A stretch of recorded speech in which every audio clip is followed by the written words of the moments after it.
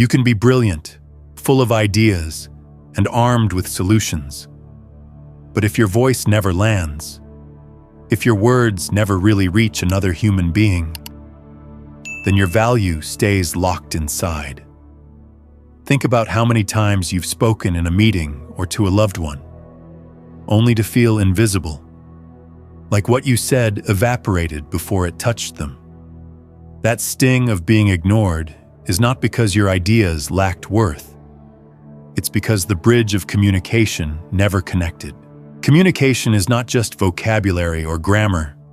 It's not about showing off intelligence or stacking impressive words. It is the bridge between who you are inside and how the world perceives you. Without that bridge, others never see your full worth. And when people don't see your worth, you lose opportunities. Jobs slip away, relationships falter, respect evaporates.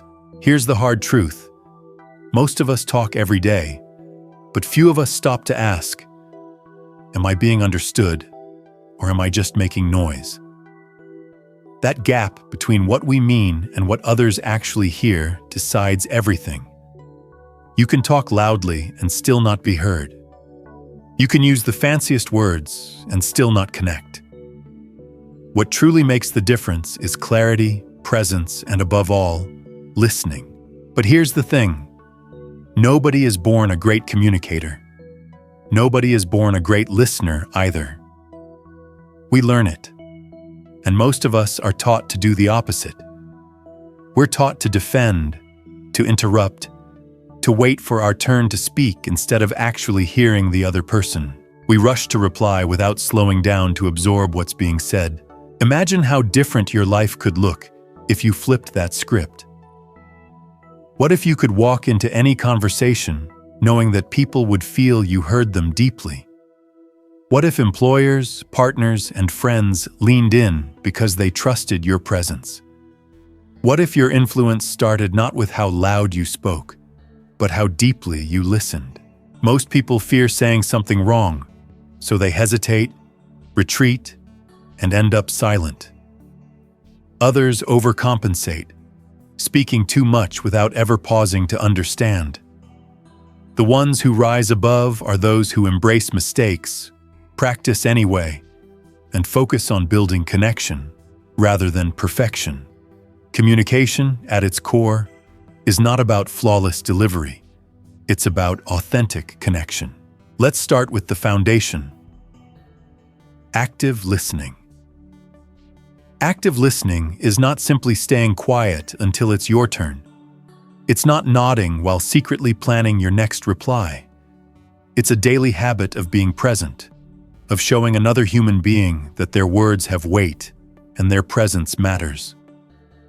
When you listen actively, you're saying, I care.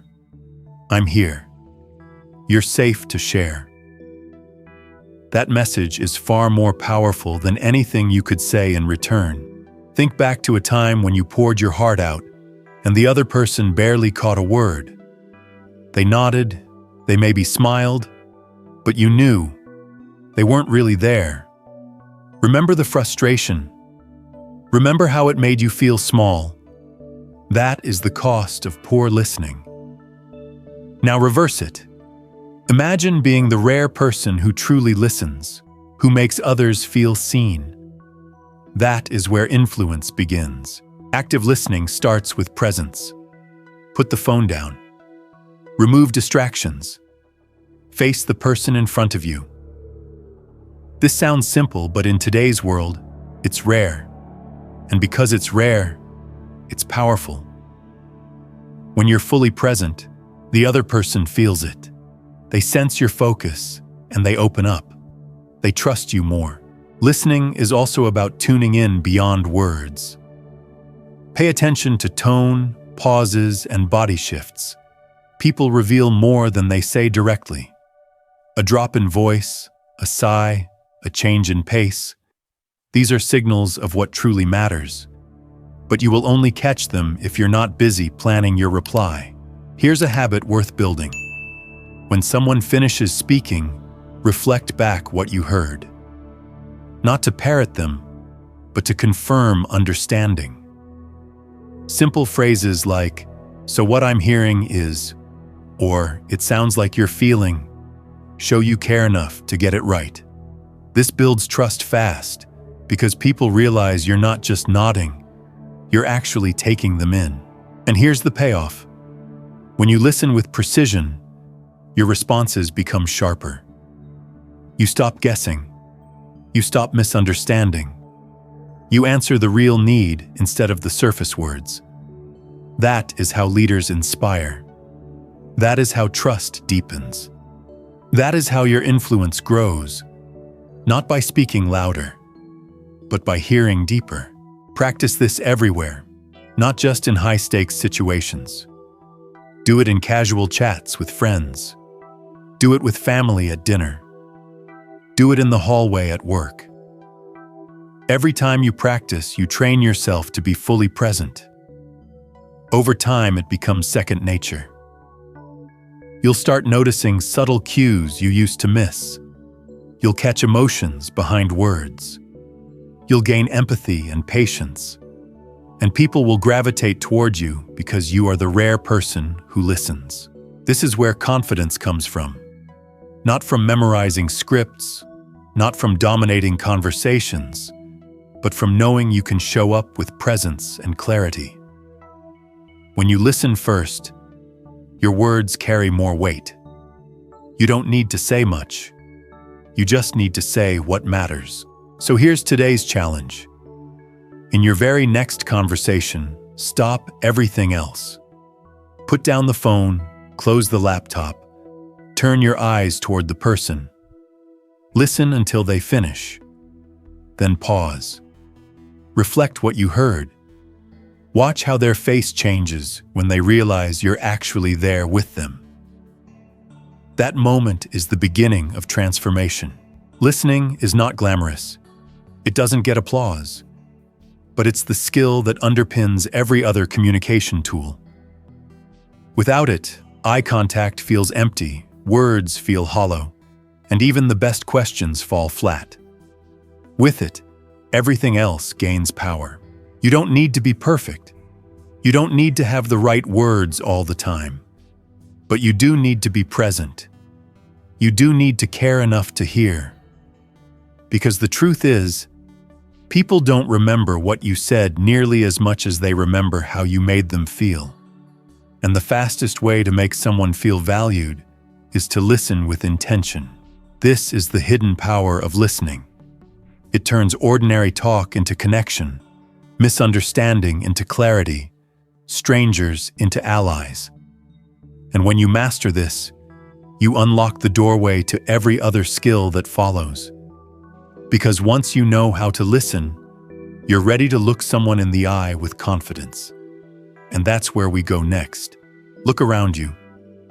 Most conversations you see in daily life feel like two people passing words across a gap, but never really meeting. People talk while the other person is half distracted, nodding without presence, already checking their phone or thinking about lunch. That's why so many interactions feel hollow. Yet there's one tool, one simple human gesture, that can bridge that gap instantly. Eye contact. Eye contact is primal. It's hardwired into our biology as a signal of attention, respect, and even safety. Long before language, eyes were the first form of connection. When you look someone in the eye, you're saying something deeper than words. I see you. You matter right now. And when you avoid it, whether from nervousness or habit, the silent message is the opposite. I'd rather not be here fully. Here's the truth. People know when your eyes are somewhere else. They feel your hesitation. They feel your avoidance. And even if your words are polished, they don't trust them. Without eye contact, conversations lack gravity. With it, they gain weight. So let's strip away the fear.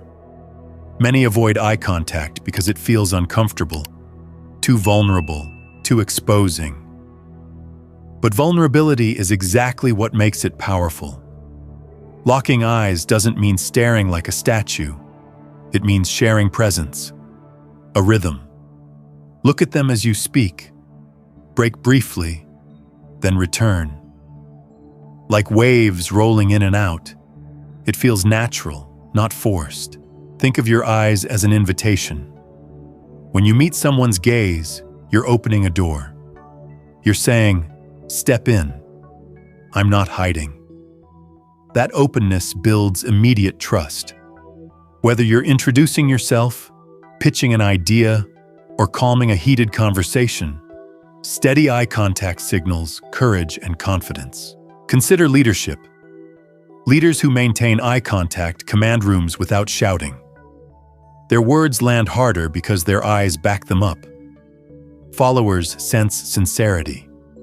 In contrast, leaders who avoid eye contact, no matter how smart, often appear unsteady, insincere, or disconnected. People may respect their ideas but hesitate to trust them. Now, here's the nuance. Cultures differ in how much eye contact feels respectful. In some settings, too much is seen as aggressive. In others, too little is disrespect. The principle remains balance.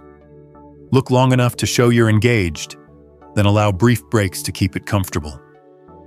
Aim for presence, not intimidation. Let me paint a scenario. Imagine you're meeting someone new. You say your name with your eyes down. They shake your hand, but the energy already feels distant. Now picture this. Same words, same handshake. But this time you meet their eyes as you say, "It's good to meet you." That small change changes everything. You've communicated sincerity, confidence, and respect without adding a single word. Eye contact also gives you real-time feedback. People reveal their emotions through their eyes. Hesitation, interest, agreement, doubt. If you pay attention, you can adjust your message. You might notice someone's eyes light up when you share an idea. That's your signal to expand. Or their eyes narrow with confusion. That's your chance to clarify. Without eye contact, you miss these cues. Here's a simple exercise. Next time you're at the store, hold eye contact with the cashier when you say thank you. Watch how their energy shifts. Often, their face brightens, their voice softens. You've turned a transaction into a moment of connection. Practice this everywhere. At the coffee shop, with colleagues in the hallway, even with strangers passing by. These small reps build comfort and confidence. Over time, eye contact will stop feeling like pressure and start feeling like power. You'll notice people lean toward you, listen closer, and remember you. Not because of flashy words, but because you gave them the gift of being seen. Of course, there's another side. When conversations get tense, breaking eye contact can make you seem evasive or defensive. But keeping steady, calm eye contact shows you're willing to engage respectfully, even in conflict. That alone diffuses heat. It reminds both sides, there's a human being here, not just an argument. This is what separates shallow talk from meaningful connection. Ordinary talk is just words. Powerful communication is words plus presence. And your eyes are the fastest way to project that presence. So here's today's practice. In your next 3 conversations, be intentional about eye contact. Don't overdo it. Just hold it a second longer than you usually would. Notice the shift. Notice how people respond. And remind yourself, every time your eyes meet theirs, you're saying, "You matter." Because presence in your eyes makes your words believable. It makes your message magnetic. And once you master this, you're ready to take the next step. Not just looking, but speaking with clarity that cuts through noise. Think of the last time words left your mouth faster than your brain could shape them. Maybe it was in an argument. Maybe during a meeting when you felt pressured. maybe with someone you love. The words came out rough, unclear, or even hurtful, and the moment they hit the air, you wished you could reel them back in. That sinking feeling is the cost of speaking without clarity. Here's the truth. Most communication mistakes don't come from bad intentions. They come from speed, from talking before thinking, from letting impulse run faster than intention. When this happens, your message loses its weight. The other person is left confused, or worse, wounded. Clear communication begins before your lips move. It starts in the pause, that brief moment of silence where you collect your thoughts, choose your words, and align your message with your purpose. Far from being weakness, this pause is power. It shows you are deliberate. It shows respect for yourself and the person listening. In today's world of rapid-fire conversations, silence feels awkward. People rush to fill every gap with noise, fearing they'll look unprepared. But the opposite is true. A pause commands attention. It signals confidence. It makes your next words land with more force. So let's talk about thinking before speaking. This isn't about being robotic. It's about discipline. It's about slowing down enough to choose clarity over chaos. It's about resisting the urge to let emotions hijack your tongue. Consider anger. When emotions surge, words sharpen. In those heated seconds, people say things they don't mean, or worse, reveal what they can't take back. But if you train yourself to pause, to breathe before responding, you gain control. You can decide, do I want to escalate, or do I want to build? That decision changes everything. Clarity isn't just emotional control. It's also about language choice. Many try to sound smarter by stacking jargon or complicated words. But that only creates barriers. The most powerful communicators simplify. They take big, complex ideas and strip them down to essentials. Think of the teachers or leaders you've admired most. Chances are, they spoke in simple terms you could grasp instantly. That's no accident. It's mastery. Using simple words isn't dumbing down. It's lifting others up. It's giving your audience a clear path into your ideas without forcing them to climb through weeds of jargon. Simple language honors the listener. It says, I want you to understand this, not struggle through it. Here's a practice. Before you speak, ask yourself, what's the one thing I want them to remember? That single question forces you to focus. If your message doesn't serve that goal, cut it. Strip away the fluff. Replace fancy words with direct ones. For example, instead of saying, our strategic paradigm requires optimization for maximal synergy, you could say, we need a plan that helps teams work better together. Same idea, worlds apart in clarity. One builds trust, the other builds distance. Another discipline is audience awareness. What you say should meet the listener where they are. If you're explaining to a friend, use examples they relate to. If you're in a professional setting, tailor the tone. Communication is not about proving what you know. It's about ensuring others understand. That shift in mindset transforms the way you choose words. Think also about brevity. Long-winded sentences often bury the point, but a crisp line lands like a hammer. We can do this. I trust you. Here's the next step. These short statements carry more power than paragraphs of rambling. Brevity, when grounded in thought, communicates confidence. Now, some worry that pausing, simplifying, and shortening will make them seem less intelligent. The opposite is true.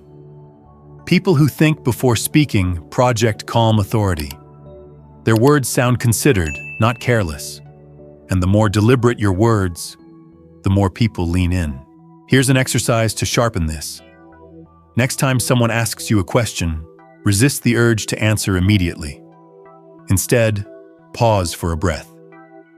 Gather your thought into one focused line, then speak. Notice how the room shifts. Notice how people pay closer attention. That single pause separates noise from clarity. And here's the deeper benefit. When you control your words, you also control how people perceive you. You become known as someone clear, calm, and thoughtful. That reputation opens doors. Leaders are not remembered for how much they said. They're remembered for how clearly they spoke and how their words moved people to action. This skill is especially vital in conflict. Miscommunication in tense moments can escalate quickly. But when you pause, think, and speak simply, you de-escalate. You give space for resolution. You show strength through restraint. And that kind of clarity builds relationships rather than breaking them. So here's your practice for today. Slow down. Speak less, but mean more. Before you reply, breathe. Ask, what do I want to achieve with these words? Then choose language simple enough that even a child could understand. Watch how people respond. Watch how respect grows, because in the end, communication isn't about filling silence. It's about filling silence with meaning. And once you master that, you're ready to step into the next skill, learning not only how to speak clearly, but how to ask the kinds of questions that open hearts and minds. Every conversation is either a door or a wall. A wall stops energy, keeps people closed, and leaves both sides standing on their own. A door, on the other hand, invites someone to walk through into connection. And the key that opens that door isn't a clever speech or a perfect argument. It's the kind of questions you ask. Most people don't realize how often they build walls without meaning to. They ask questions that only require a yes or a no. Did you like it? Are you okay? Is that clear?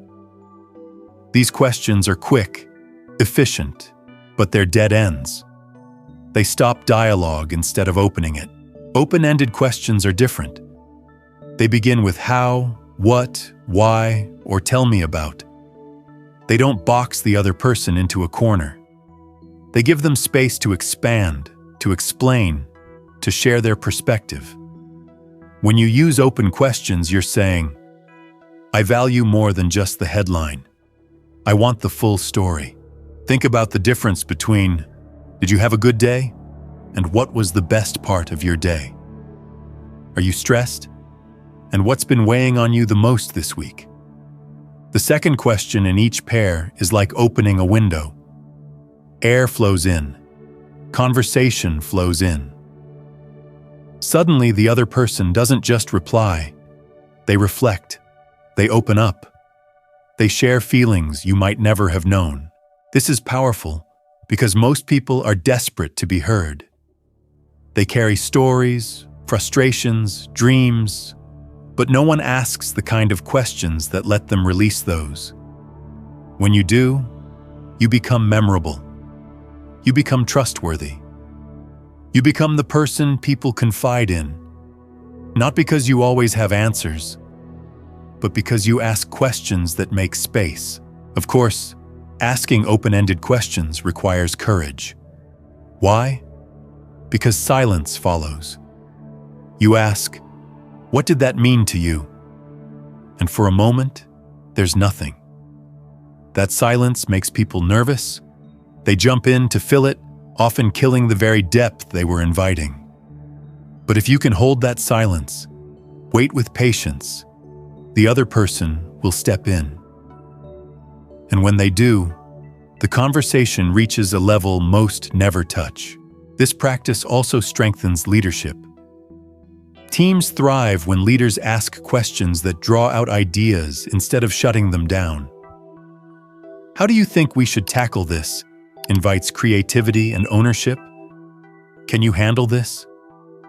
simply tests confidence. The first builds collaboration. The second builds distance.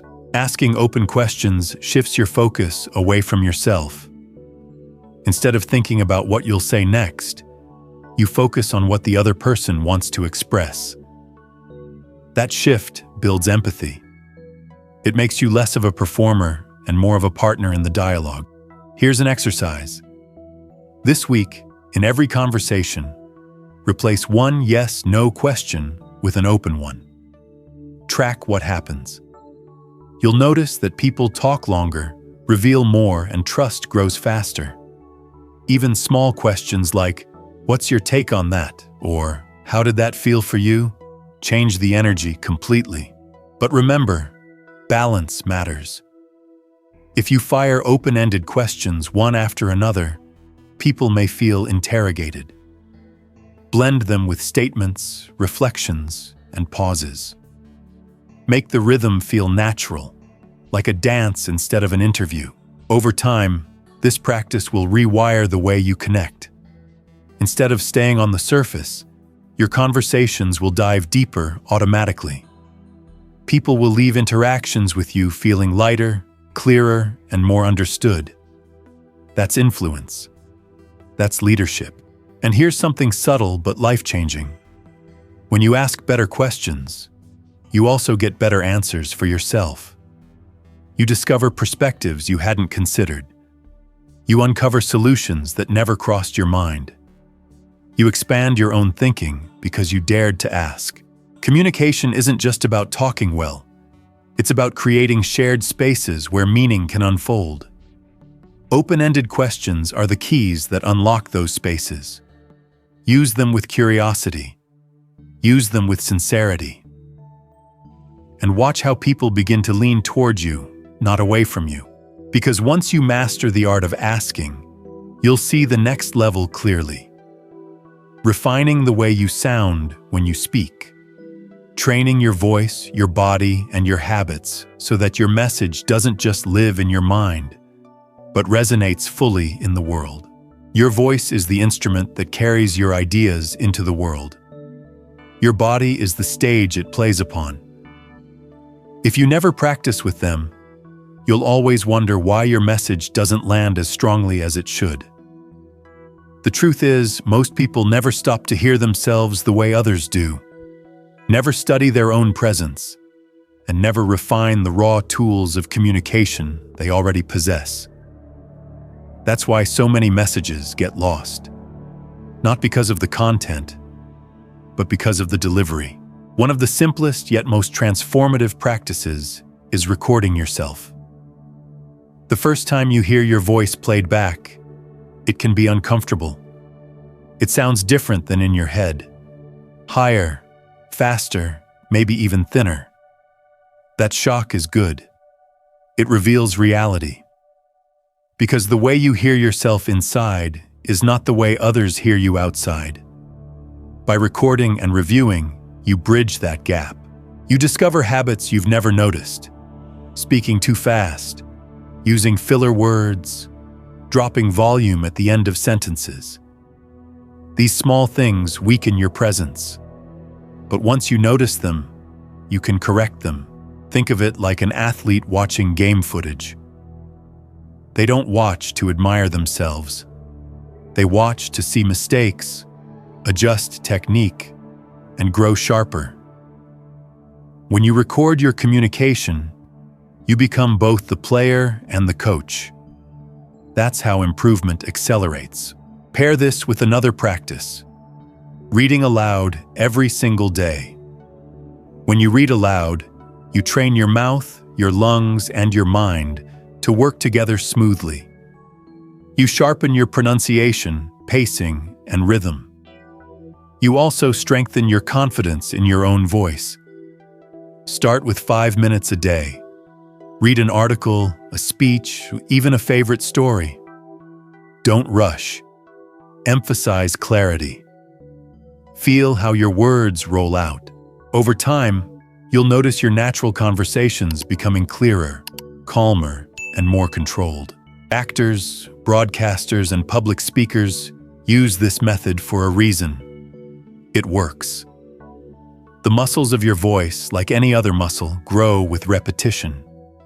Reading aloud builds endurance so your voice doesn't tire in long meetings or presentations. It also teaches expression, varying pitch, tone, and volume so your speech feels alive, not robotic. A flat voice loses attention quickly, but a voice with rhythm and warmth pulls listeners in. Now let's talk about body language. Words carry meaning, but your body decides whether people believe them. If you say you're confident but your shoulders slump, your audience won't buy it. If you say you care but your eyes dart away, the message falls flat. Your body and your words must align, or you create distrust. Begin by checking your posture. Open, relaxed, upright. Avoid crossing your arms or shrinking into yourself. That posture signals defensiveness. Instead, let your stance communicate presence. Grounded feet, balanced shoulders, steady breathing. This openness invites people in. Next, observe your gestures. Purposeful hand movements emphasize points, make ideas tangible, and create rhythm. But nervous fidgeting or repetitive gestures distract and weaken your message. Record yourself on video and study. Are your gestures adding clarity or noise?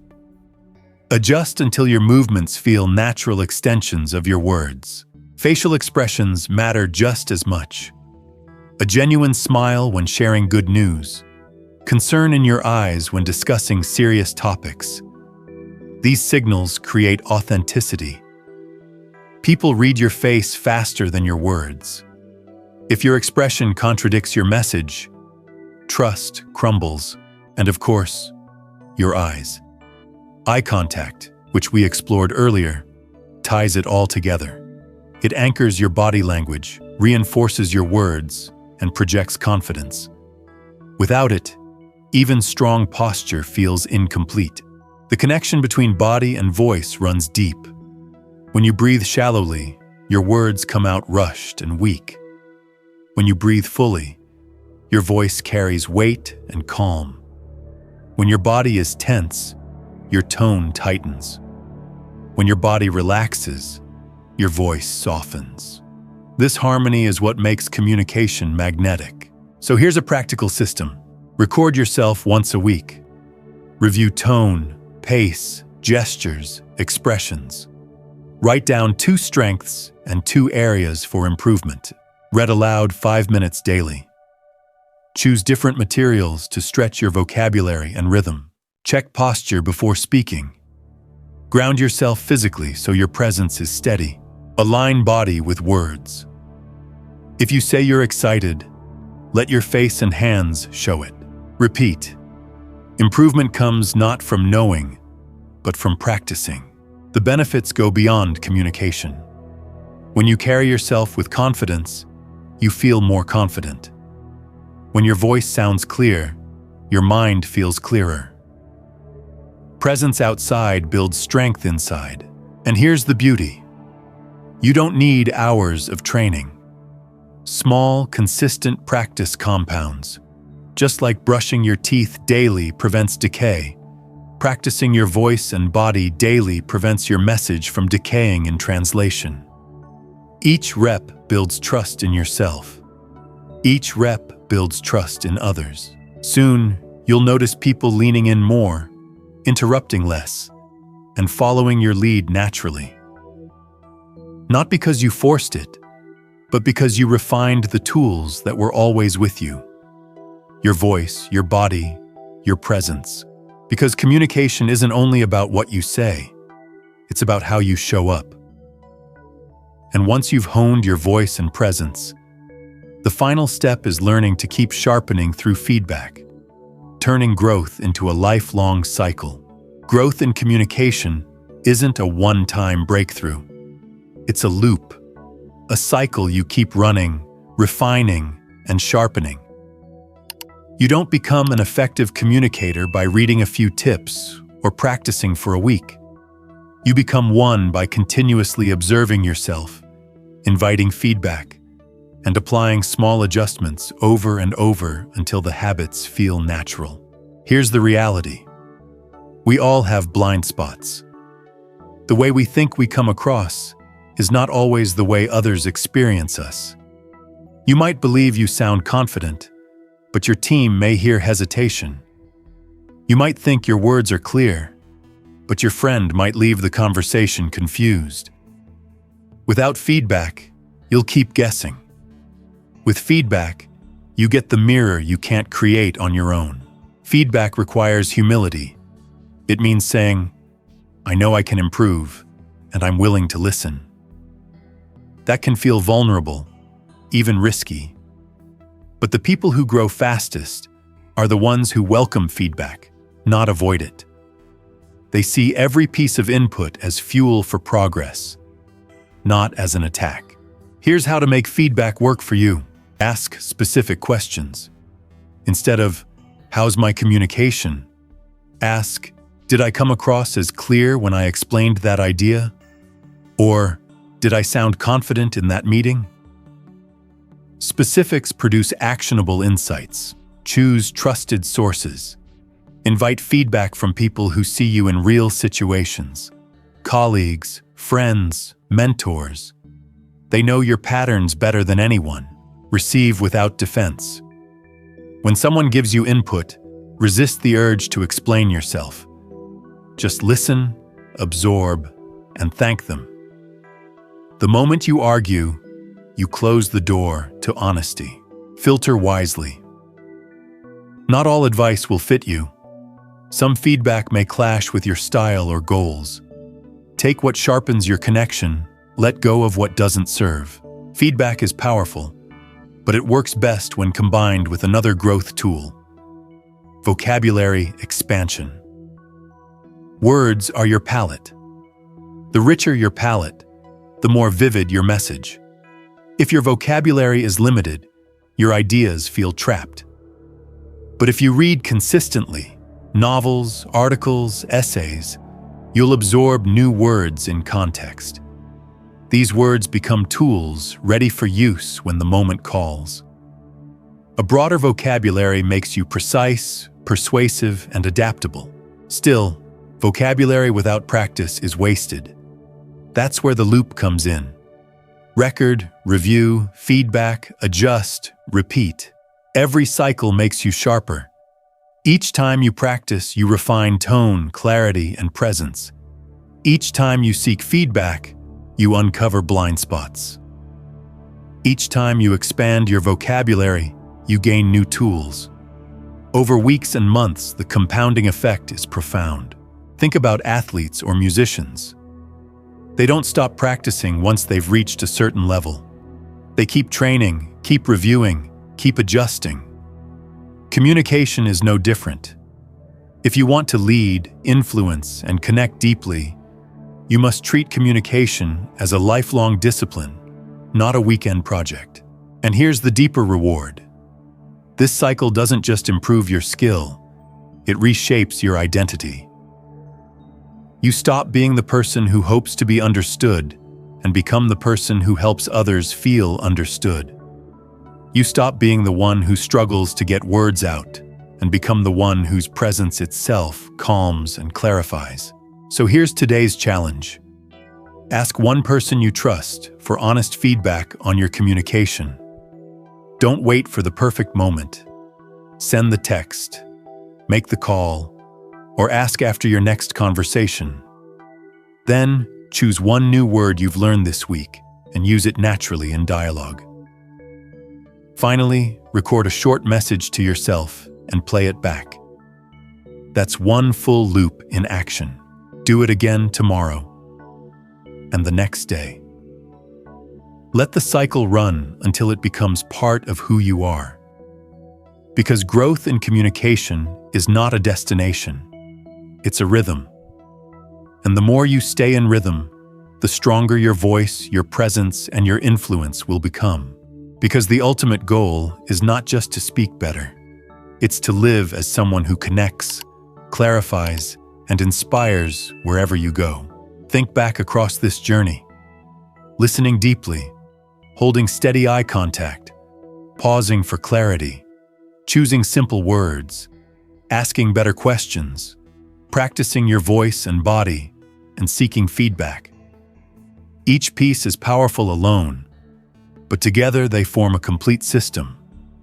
A system that can transform every conversation, every relationship, every opportunity. Here's the synthesis. Communication isn't about saying more. It's about listening deeper, speaking clearer, and showing up fully present. It's about building trust one word, one look, one gesture at a time. The cycle is simple. Record, review, feedback, adjust, repeat. This loop ensures you never stagnate. Every cycle builds sharper awareness, stronger habits, and more authentic presence. Over time, you stop fearing conversations and start embracing them as opportunities to connect and lead. But the deepest transformation isn't technical. It's identity. You're no longer the person hoping to be understood. You're the person making others feel understood. That shift changes everything. People trust you more. They open up to you. They follow your lead because they feel seen in your presence. Now, I want to challenge you with 3 simple actions you can take today. Pick one skill, like reflective listening, and practice it for just 10 minutes. Record a 90-second voice note, play it back, and write down 2 things you'd improve. Ask someone close to you for one piece of feedback on how you communicate. Small actions, but they create momentum. And momentum creates mastery. This isn't about perfection. You don't need to become a flawless speaker. You just need to become authentic, intentional, and consistent. That's what makes people remember you. That's what opens doors. That's what makes your voice matter. So as we close, picture communication as a bridge. Every time you listen deeply, every time you look into someone's eyes, every time you choose simple words, you lay another plank. Over weeks and months, that bridge becomes strong enough to carry opportunities, relationships, and influence across. Your task now is to walk that bridge daily. Practice, adjust, grow, step by step, conversation by conversation. Because the bridge only gets stronger the more you cross it. And remember, this is just the beginning. The skills you've built here are foundations, not ceilings. There's always more to refine, more to explore, more to grow. But you already have the keys. Now it's time to use them. So go out and listen like it matters. Speak like it counts. Connect like it's the most valuable currency you own. Because it is. Communication shapes everything. And with each step you take, you're not just improving words. You're shaping the life you deserve.